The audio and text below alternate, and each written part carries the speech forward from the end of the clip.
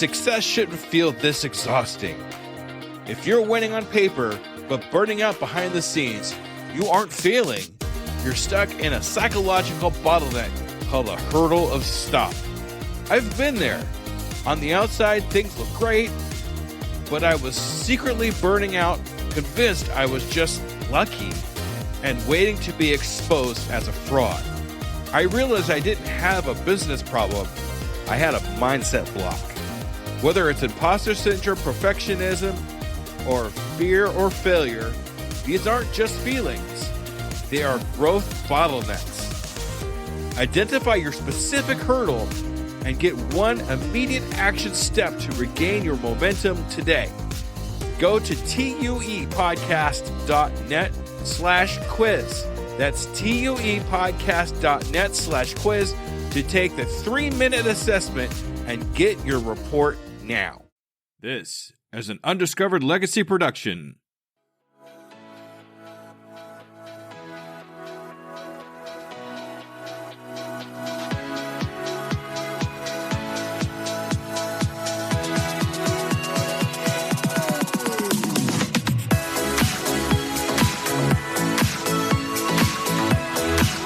Welcome to The Undiscovered Entrepreneur, the podcast where brand new entrepreneurs come to life and could quite possibly be discovered. Join me, DJ Scoob, and the rest of the Scoob Believers as we help these new businesses become a reality. And now, away we go!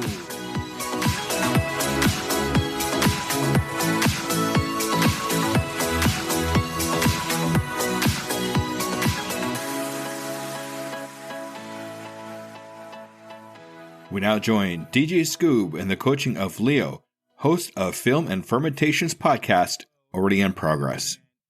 I've been listening to you. I've been listening to you for a while, guys. So when you kind of made a call out, like you were having some problems, I wanted to kind of take that opportunity to say, hey, kind of give you a little payback for the work that you do in my own kind of way. So can you go now? You do Film and Fermentations. It's you and who else? Myself and my co-hosts, Mike and Kevin. Cool. We're three friends. We've been friends for a while, and we started this 3 years ago as just like a hobby. Let's get together once a week, have fun, talking about movies. But now we're 3 years and almost 150 episodes into it, and wondering why we're not getting as many downloads as other people are. So, Okay. So it sounds like downloads are obviously, I mean, we're both podcasts, so downloads are really important to us. What else is going on in the podcast itself? I mean, it seems like you have a good thing going, but it's been kind of the same way for quite some time. Yeah. So, I mean, what else do you got? What other kind of plans do you have for the podcast? So our 150th episode is going to be a live one with a live open chat for anybody who wants to join us on that program. I've been advertising that for a couple weeks now, hoping we get some people to join us that night. We joined a podcast network recently who has helped us get a few ad opportunities for our show. We've been doing more promo swaps lately, especially with the shows on the network, obviously. So, I mean, we have an audience. That's not like my issue. It's just like, how do you get people to download more? Because if we really want to get some revenue going, the downloads seem to be the one metric that's the most important. Okay. So besides downloads, is there anything else on your mind about what you want to accomplish with your podcast? No, I mean, I think we evolved. Like our first 20 episodes were just like a hodgepodge of just us throwing things together and just talking nonsense and not even having some real direction. And then as the show has gone on, we've gotten more and more structured. We have a format that works for us now. We've added some new segments recently. We've gotten rid of some ones that we're sort of getting stale. We're trying to come up with some real creative topics to talk about, and it's still a lot of fun. Like I don't want it to seem like my only concern is like just getting the downloads and all that. Like we're still going to do it because we enjoy doing it, and we do know people are listening. So. But ultimately, where do you want to see the podcast, say, in the next year or so? I mean, you got to have some kind of goal for yourself when you're doing this. Yeah, like I would love it if I mean, we're nowhere near 1,000 downloads a month, and I would love to see us at least get to 1,000 downloads a month. I know there's podcasts out there to get 10,000 a month, 5,000, whatever it might be. I have no illusions that we're going to be like podcasts that gets 1 million pod downloads a month or something like that. That's not what we're trying to do. We're an independent pod, but it would be nice to just if we could get somewhere close to 1,000, we might be able to make a little bit of revenue off the show, which could help us in increasing our production value and whatnot. Okay. So downloads, revenues, it sounds like it's a subject of some type or another. Yes. Mm-hmm. Okay. Yeah. And a goal of 1,000 downloads a month. What else? Is there anything else you'd like to see in your podcast? No, I think that's mainly what it is. We have a great rapport. Like, we've been friends for a really long time, so we have good chemistry together. The people who do listen to the show and comment on it seem to enjoy what we do. I love being a part of that podcast community we have on Twitter, now X or whatever it's called now. Right. When we joined that community, that's when our show really started growing. And that's when we thought it could be a little something more than just like a hobby. Yeah. I found it kind of felt the same way too, after Austin brought me in. Mm-hmm. And then he kind of put me in charge. I was like, okay, let's see where this goes. So I've been just kind of messing around in there too. And I've been seeing myself show up in a lot of different places now that wasn't before. So it's been a big help for me too. So it's good to see you. Yeah, good to see you there. Okay. That's why I'm like constantly trying to branch out on other social media sites as much as I can. So I wish I had joined Twitter sooner than I did, because that seemed to be the thing that helped us grow the most at the beginning. And then I would say within the last year, we joined TikTok, and I've used that to post like quick snippets of each new episode that's coming up, just to whet the appetite. And we've gotten a decent number of followers on there and people who have liked the show and things like that. I'm just like, I don't know how to get it to translate into the downloads. That's the thing. I don't know. Is there like a strategy for that or something? I say it in the show all the time. Don't forget to like, download, subscribe, all that stuff. But okay. So social media that you've been using, especially TikTok lately, that's kind of new for you. You've been kind of strategizing that a little bit more, trying to get downloads that way. Utilizing their live feature a little bit. Right. Yeah, that's good. You get comments. Where are you getting the most comments on? I mean, what platform are you getting the most comments on, you think? I would say between like Twitter and TikTok right now. And we get a few on Instagram here and there as well. Okay. Not so much, but Instagram, TikTok, but Twitter, I would say, is probably the one we get the most comments from.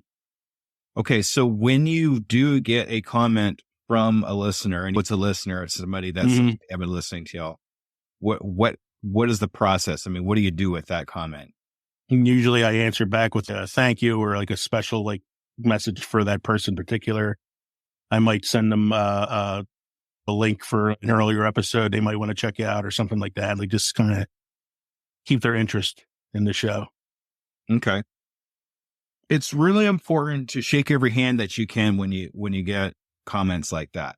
Mm. So I know it's kind of hard to do, especially, do you have one guy that does your social medias, or do you guys split it, or how does that work? I do everything pretty much. You do everything. I do the recording, the editing, the social media. I have all the websites and all I set up myself. I'm a technology specialist by career.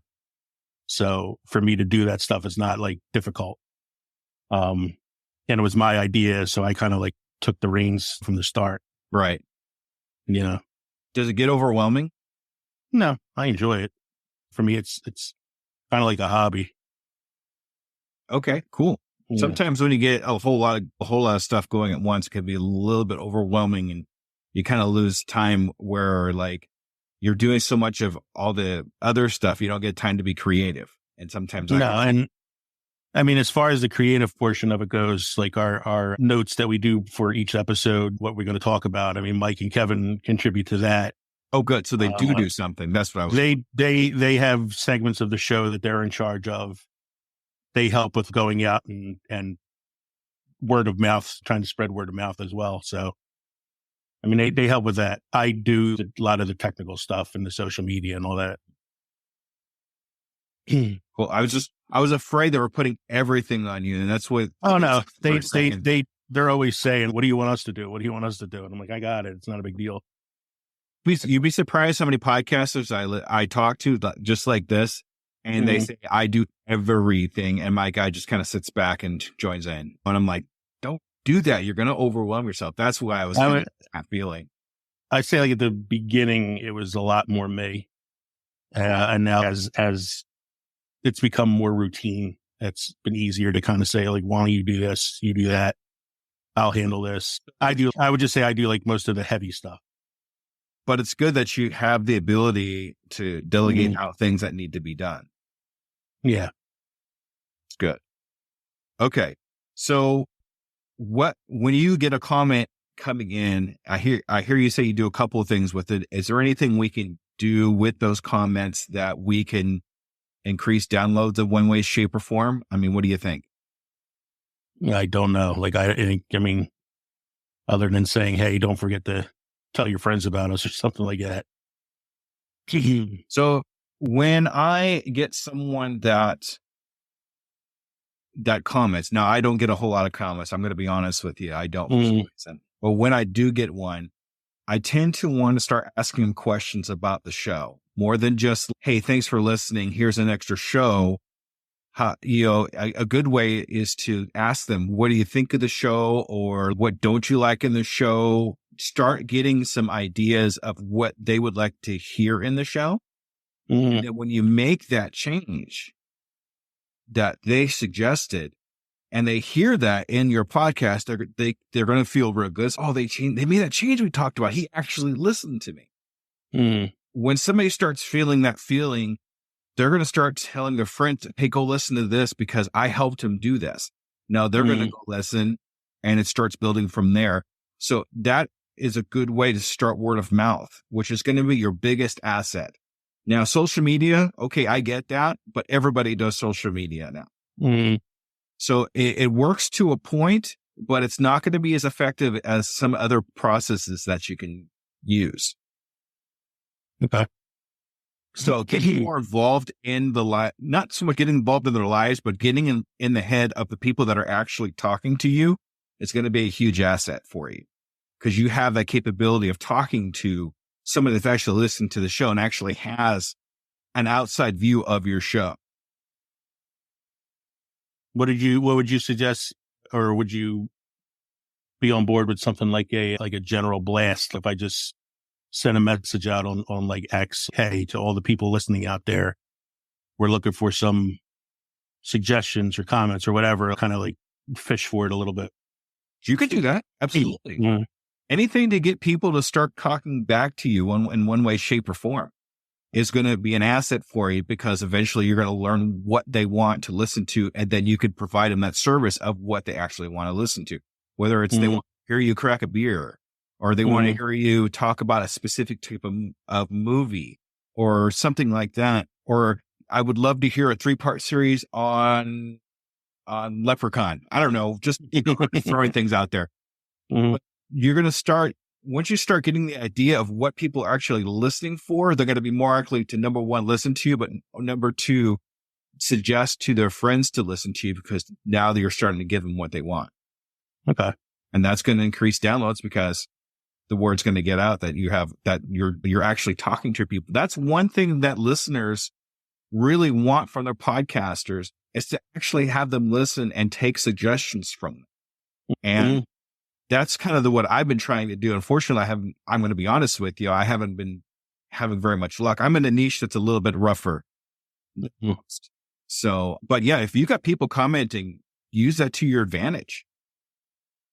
I think one of the things too, like you talk about, you're in a specific niche. Like, we're in the kind of genre of podcasts where like you can walk 2 inches and kick another movie podcast.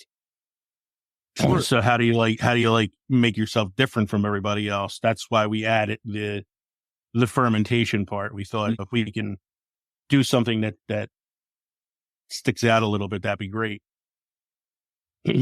So there is a lot of people that do similar things as you too. Oh, I know. They're all in the network that we're on.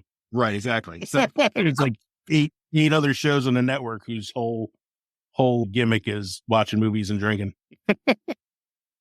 so who has the most down? How long have you been in this network?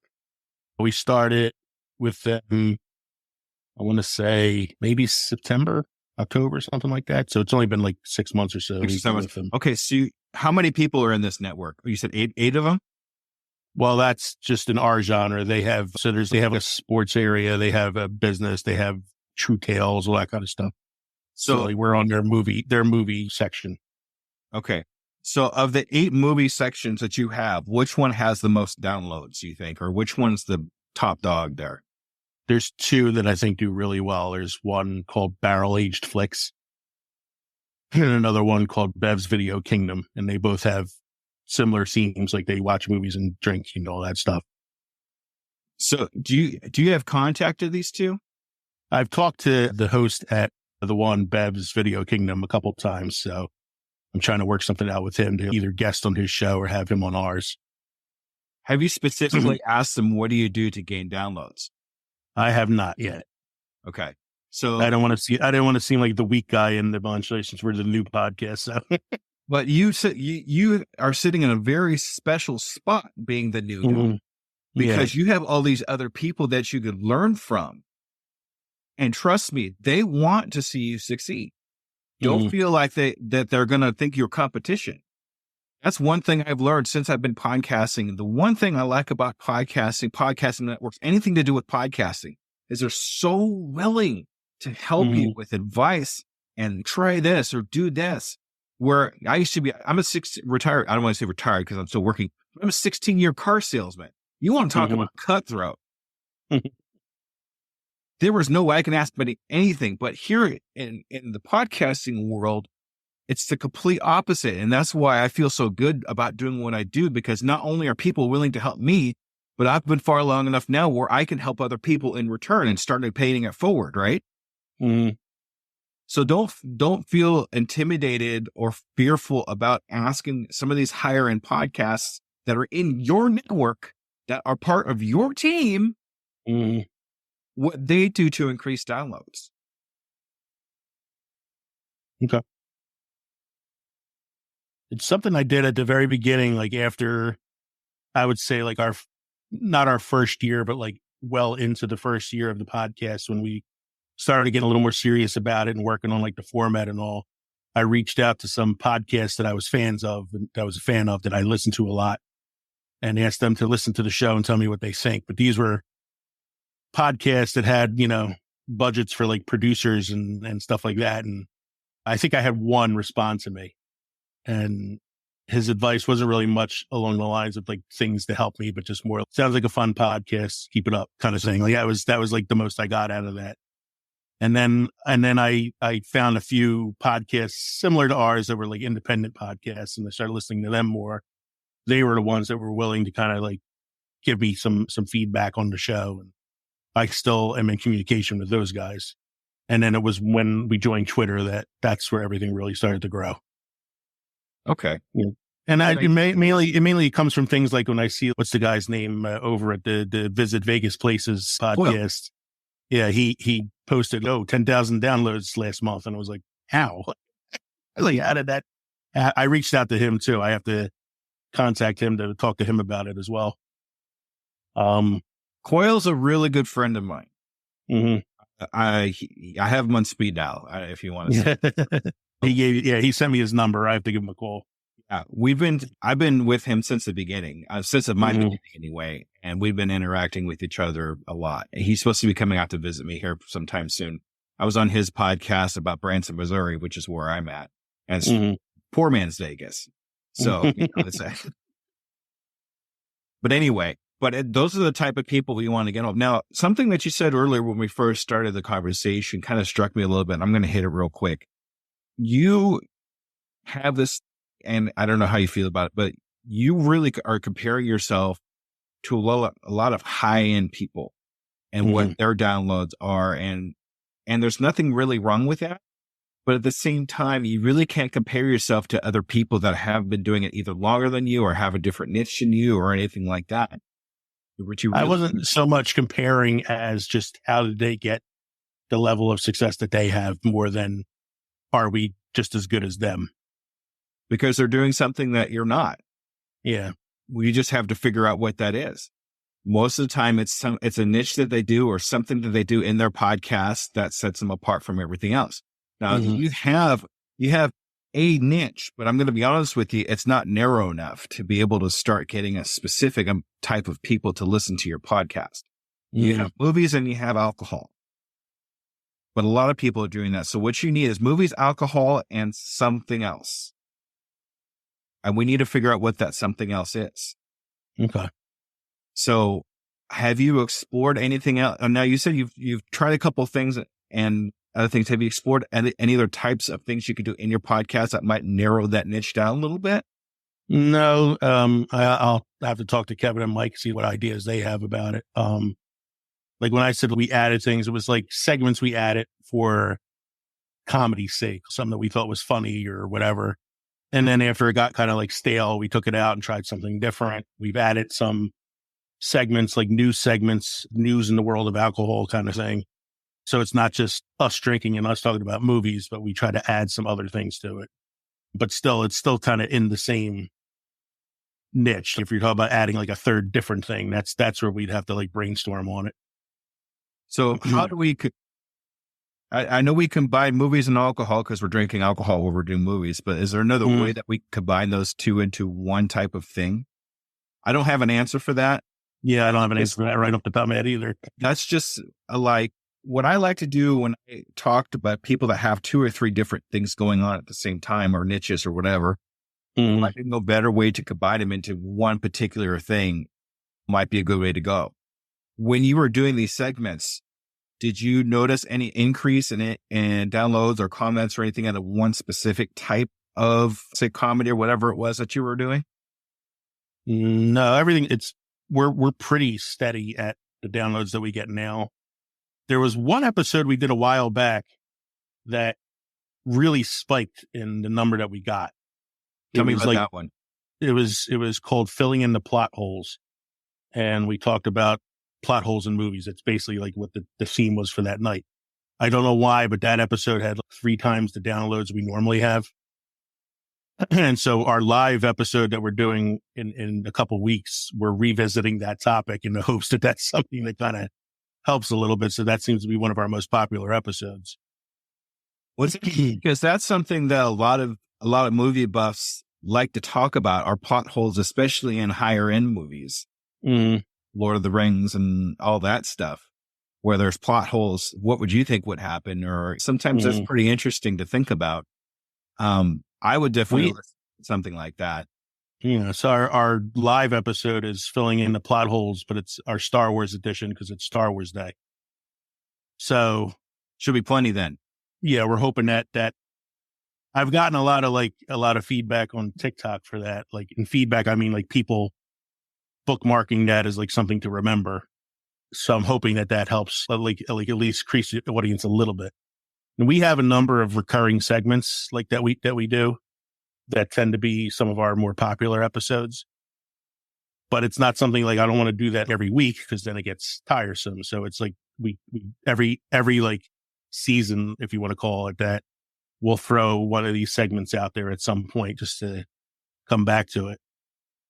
But then we try to mix other things in there as well, like topics that are unique, sort of like a topic of the week. Okay. So what you should do then is kind of keep a track. I mean, if you can keep track of analytics on what's happening during those particular types. I mean, what you're doing right now is a good idea. And I think that's going to be a good way to explore a topic that might be interesting, and definitely keep an eye on your analytics on that. The other thing that I've noticed too, and I actually started experimenting with this myself, is shorter episodes. I have a segment now that is probably no more than 20 minutes long each. And I've actually been seeing an increase on downloads on those 20-minute segments. Now, I know that's kind of hard for you guys to do because number one, there's three of you and you're all going to talk and say what you have to say. And it's movies, which are generally 2 hours long. But is there a way maybe you guys can do segments that are maybe a little shorter that you could experiment with?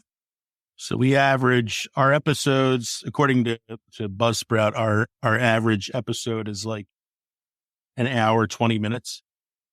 But that includes ads, promo swaps, music at the beginning and end. There's maybe 10 minutes in there that's not us. It's outside stuff that I have to jam into the show. So I would say like the work that we put into it is on average about an hour. Like we try not to go too long with our first few episodes. We had an episode that was like 3 hours. Yeah, that's way. And yeah, we're like, this is not going to happen. We're not popular enough for a 3-hour episode. We're not Joe Rogan. So we try to limit ourselves to somewhere within an hour to an hour and a half tops. Plus, we record at night because we all work, so it's right. We don't want to be up too late anyway. Right. Even if it's just so I'm just brainstorming now. What if we were to do a particular movie that had a plot hole in it, but just talk about that one plot hole for 10, 15 minutes? And then turn that into a short episode. What I did was these short episodes, I could actually punch out editing in this short episode in half an hour, 45 minutes tops. And that's if I'm like tired. If I'm doing really good, I could pop it out in probably about 20 minutes. So it's really easy. And I'm using those as a Friday episode. So I'm actually producing twice. My brain just stopped right there. Sorry. I'm putting these things out twice a week now. So I'm doing a regular podcast. And then on Friday, I'm doing a quick podcast and then a regular podcast and a quick podcast. So I produce Tuesday and then I produce Friday. And those Fridays are the 20-minute episodes. And then to the Tuesday are the ones that are a little bit longer. They're about an hour, about 45 minutes to an hour. So people are getting an idea of they can either listen to this one that's a little bit longer, or they have this little short one, this little tasty one that they could listen to. And then it gives them, I like this. I wonder what else they have. So that they're more likely to listen to the longer one. So I've done in the past, if there's a week where we're not recording because something or another we can't record, I'll do what I call mini pod reviews. And I'll take like a movie that I've seen recently or a movie that I've revisited and do a 5 to 10 minute quick review and post those. And I've done maybe 20 of those over the last couple of years. So it's not something I do frequently, but I kind of do it as a way to like fill in the gaps when we don't have a full episode coming up. So you're thinking maybe if I did a few more of those like intermittently as like additional content. But what I'm saying is take your highest downloaded subject and do a mini episode on that. Exactly. So instead of doing an entire movie and all their plot holes, one particular plot hole that seems to be the most popular in a specific movie, and concentrate on that one plot hole for 10, 12 minutes. And then after your intros and outros and maybe a commercial spot, it's at about 20. You see what I'm saying here? Yeah. You're getting everything in there, but you're getting the one piece that everybody likes about your show, and that's the plot holes, right? So this thing that's coming up was, like I said before, is going to be a very strategic science project, basically, if the plot hole formula works. Because if you see an increase in downloads for plot holes, then you know that's what your audience is looking for. So if you make something for your audience that they like, they're going to be more likely to not only listen to it, but suggest it to their friends that are into plot holes as well. I had something I was thinking about for the live episode too. We have a couple segments we do before we get into our main segment, which is usually the movie talk. But since this is a live episode and I don't want to bore people to death with other things, we want to get right into the movie. I was thinking of doing a quick intro and then going right into the main topic for the live part. And then the other segments that we normally do, we will record separately and then edit together for the release the following week. So we'll have a live release and then we'll have an edited release, which will be like the full show. So I was thinking something like that, at least for the live show, just to kind of keep it streamlined for the audience. The whole point of it is to get people on to live chat with us, and I want to make sure that they're interested in what we're chatting about. Make sure you give them enough subject to actually want to chat about. So part of your actual show is that movie talk. Mm-hmm.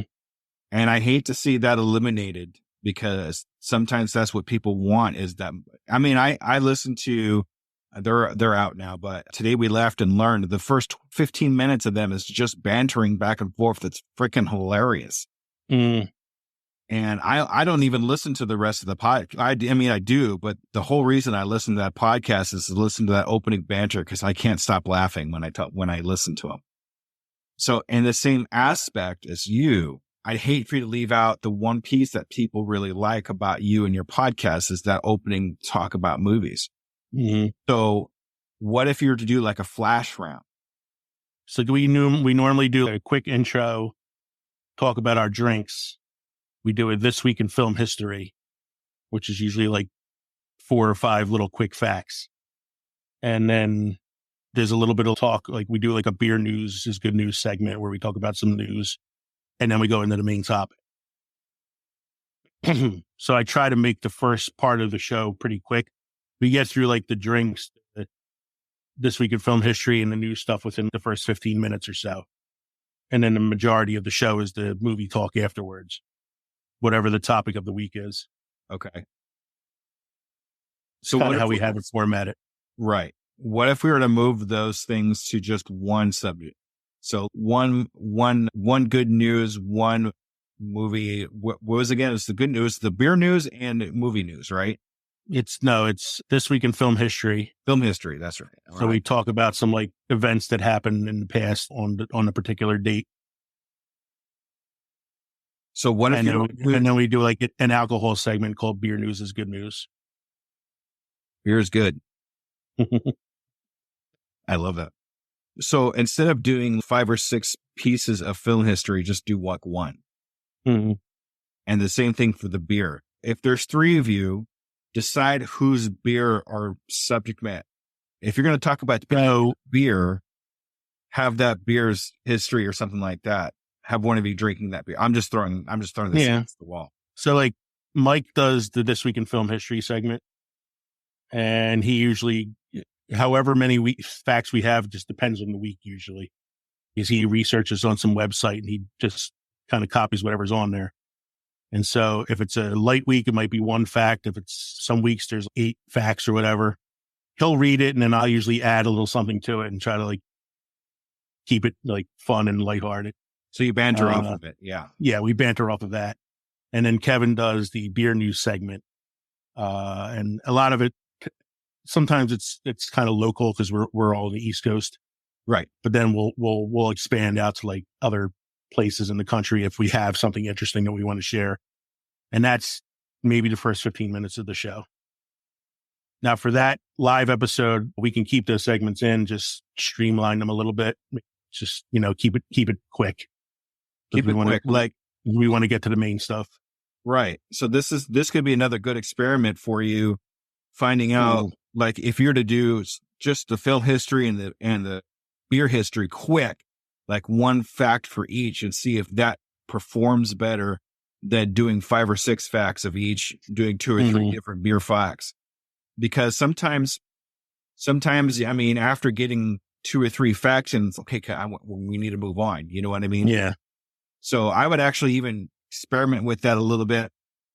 It may be on a show or 2 where it's just 1 fact of each, and then moving on to getting into the actual show itself. I know. So we're recording this Thursday night, so we always do a 20 minutes of pre-show prep. Yeah, we kind of go over what we want to do that night. So I'm going to be bringing a lot of this up to them then, so we can kind of brainstorm a little bit. Yeah, at this point, you have an audience. You just need to start experimenting with what they want. So, I mean, there's talking to them, and that's going to be big for you, just like we talked about earlier. But then trying something different than what you've been doing to see if there's a different flux of downloads, whether it goes up or down. If it's going up, then you're doing the right thing. If it goes down, then you're doing the wrong thing. It's pretty easy. If you have a way, I don't think Buzzsprout has a way to do it. Oh, are you on YouTube? Yes. Okay. is your podcast directly going to the YouTube as well? We release it the same day we release the audio podcast. So you have your RSS feed into YouTube? No, I upload it to YouTube through a separate file. I don't use Buzzsprout for that. Okay, so but I schedule it for release on the same day as the audio. Okay, so I don't know if you knew this or not, but YouTube has their own podcasting section now. Okay, where it's just the audio. Okay. So all you need to do is go to YouTube, go to podcasts, and they actually have a spot for you to put your RSS feed, and then it'll put your audio and your pod cover on a YouTube listening platform. Okay. And I've actually seen this pretty significant increase doing that, because now we have a whole it's an audio platform that they have now. Yeah, I can actually I'll send you one of mine just so you know what it looks like. Mm-hmm. And then I would suggest doing that because YouTube actually has an algorithm where most other podcasting systems don't have a good algorithm like YouTube. YouTube is the second best algorithm out in the world right now. So if you have your podcast on there, they're going to have more likely people finding it through algorithm than anything else. Yeah. So I would doing that. I was going to say, because we do all right on YouTube with views. We have over 1,000 subscribers on YouTube, and I would say, I don't know, I guess I'm saying not also every subscriber is watching because I'm not getting 1,000 views on the episodes, but we're in the 200 to 300 views per episode. Oh, good. That's good. That's actually really good. Yeah. Yeah. So, I mean, if they have an audio platform now, then I think I'd definitely like to check that out. So do you have the YouTube ads turned on for that? Mm-hmm. Okay, good. I want you to have some kind of, if you have 1,000, it's 1,000 followers and 4,000 hours of viewing. I don't know exactly how that is. Yeah, it's some weird. Yeah. And then they'll give you, they'll place ads into your video for you. Yeah. Yeah. Okay. So what else can we do here? What other ways can we start getting people to start listening to you more often? Contests, maybe? Okay. Question mark? So you can I know the Geeky Dad had at one point, you should probably talk to him about this too, where he and his kids put a code word in 4 of his episodes. And then if you got all 4 of the code words, you got a $10 gift card or something like that. Okay. Something really dinky small, but at the same time, it's fun. Mm-hmm. And you're going to get people that want to know those code words if they're going to play along. So they're going to listen to the podcast. So that's an example of a contest that you could do to increase downloads. You could probably even contact him and ask him how he did it, or he might even have some ideas on how to hit. He actually does really well. Yeah. I know. I listen to his podcast on occasion. So yeah, he's on my playlist on Good Pods for sure. I love it. Funny. I love his kids. Yeah. So what else can we do here? What else do you think we could do to increase downloads? Is there anything, off the wall zany that you've ever thought of that you thought, well, this will never work? No. All the directions that I've taken so far have been pretty standard. Like we paid for advertising on some shows. We've done free promo swaps with other shows. I send it to you in that initial message I sent to you, all the things that we've tried. And so I came to you for some more ideas. Right. No, and I'm glad you did. I hope I'm helping a little bit. Yeah. But let's see, what else by any freak chance, have you all started an email list? No. Okay. So here's a good way to stay in touch with the people that you already have as fans, is to collect emails. Okay. So you can actually coincide this with a promo where you could say, hey, we'll put your name in a hat. All you need to do is give us your email address. So we have a way to contact you. Now, anybody that gives you this email address they're already listening to your show because they heard you say the promo, right? And these are people more than likely that want to follow you and do what you want to do. that like what you do. Mm-hmm. So these are people that are already kind of warm to what you do, and these are your listeners. Now you have a direct contact with your listeners, not through any kind of social media platform or anything like that. You have their email list. And people love hearing from the people that they listen to in any way, shape, or form, especially in email, because that's a lot more personable than it is on a social media platform. This is just you talking to them. No funky stuff in between, right? So this is how we start gathering super fans, right? Mm-hmm. These are super fans are basically will pretty much buy up anything that you put out, whether it be stickers, t-shirts, a product that you're selling because they trust that what you're putting out there is good, right? Like the coffee ad that you guys had, I think recently, things like that.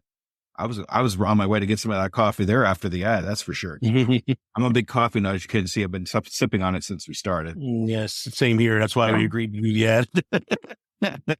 They sent us free stuff. But I think your biggest asset at this particular point is going to be contacting your listeners and asking them what they want. Okay. And I think gathering emails and making an email list of your followers, of the people that watch you consistently or listen to you consistently, would be a good way to start gathering more people, which will mean more downloads. And then you could send emails to these people saying, hey, I have the new download that's coming out today. Oh, the newest episode's out. Oh, I got to listen to that. And let me put that on my list for the day. Putting it through social media, they're lucky if they get it because it has to go through an algorithm. Yeah. Right. This way, there's no algorithm. There's no one. There's nothing in their way. Sending them an email saying, "Hey, the newest episode's out today."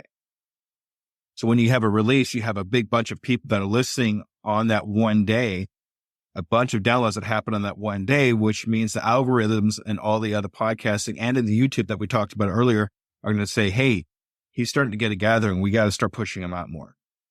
And you see it, and then it kind of dominoes from there. Okay. So that might be an idea for you too. Now I use ConvertKit, the name I use. There's other ones out there. There's some free ones that you can do that go, so far when you're just getting started. You could look into that too. System.io is a good one.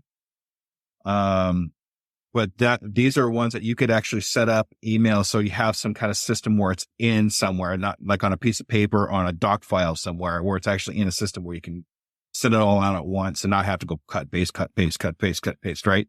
So that might be a good way to go too, to get people to notice you a little bit more. Okay.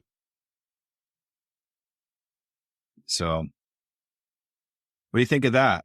Is that okay? Yeah. I think it's a lot of stuff to get started with. So don't worry, because I'll send this recording to you as soon as we get off. Okay. Listen back. Cool. To it. That's one of the reasons why I record this thing.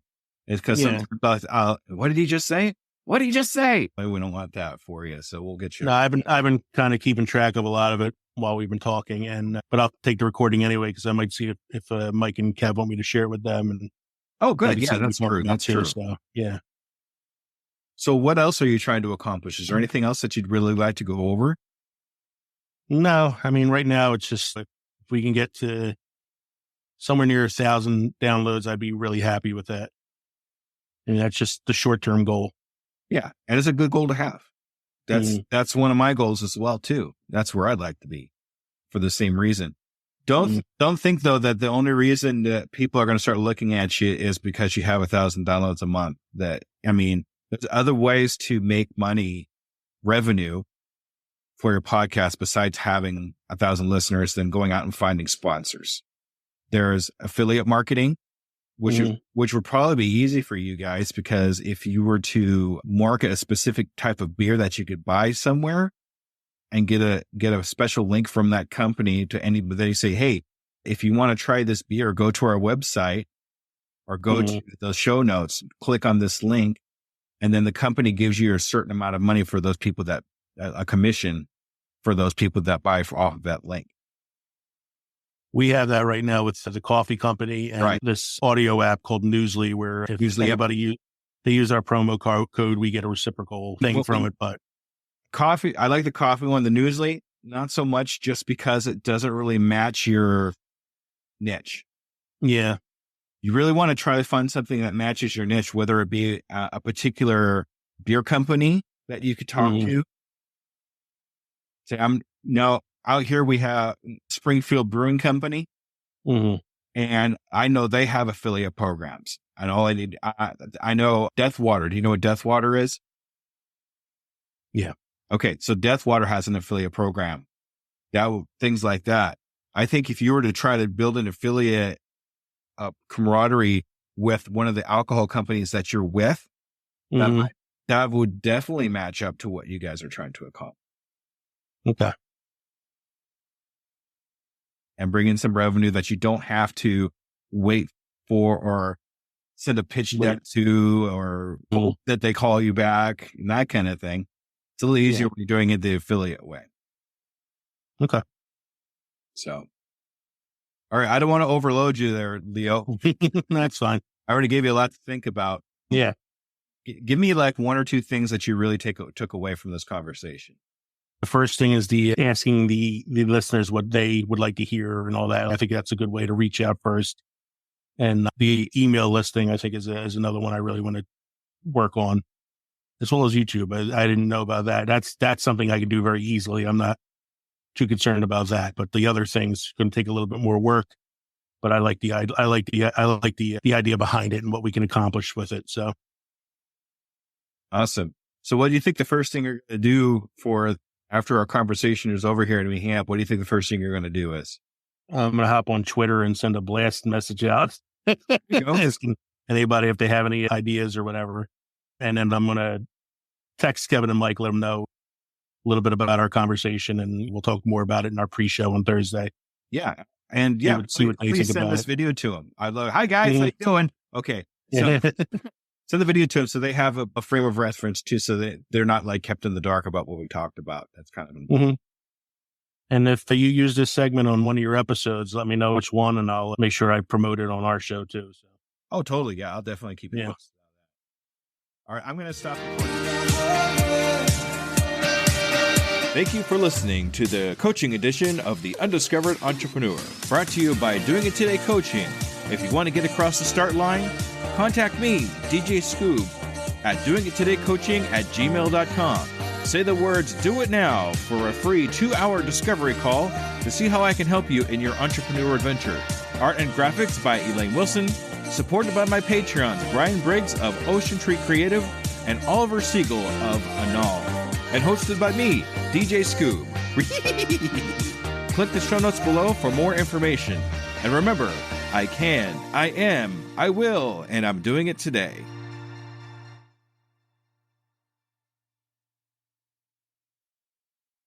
Hello, Scoob Believers. Let me ask you a real quick question. How many cups of coffee have you had today? 3, 5, 7? And let me guess, you've got a Red Bull in the other hand just in case, right? Yeah, I see you. Now, here's the truth bomb nobody wants to hear. You're not building a business. You're building a caffeine dependency. Listen, I get it. When you're grinding 12, 14, 16-hour days, you're building something from nothing. When you've got payroll to meet, investors to impress, and visions that won't wait. You need fuel. But what if I told you that the fuel that you're using is actually slowing you down? What if the very thing that you think is keeping you sharp is actually making you dull? Enter Rise Coffee. This isn't your grandma's mushroom tea. This isn't some hippie wellness trend. This is science meets performance. And here's what makes Rise different. Less than half the caffeine of a regular cup of coffee. But here's the kicker. You won't miss it. 6 organic powerhouse mushrooms, including Cridoceps, what Olympic athletes use, and lion's mane, what Silicon Valley biohackers swear by. Sustained energy that doesn't spike and crash. We're talking smooth, clean power from morning to moonlight. Crystal clear focus without the jitters. Imagine closing the deal with calm, confident mind instead of the caffeine chaos. Gut health and immune support, because what's the point of building an empire if you're too sick to enjoy it? So here's the challenge to you. Stop borrowing energy from tomorrow.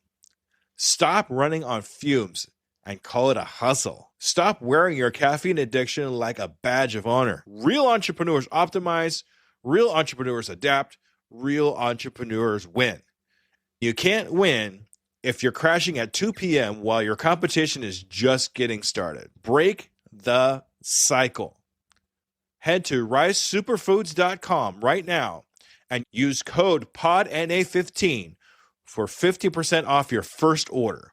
That's PODNA15 for 15% off. Try it for 30 days.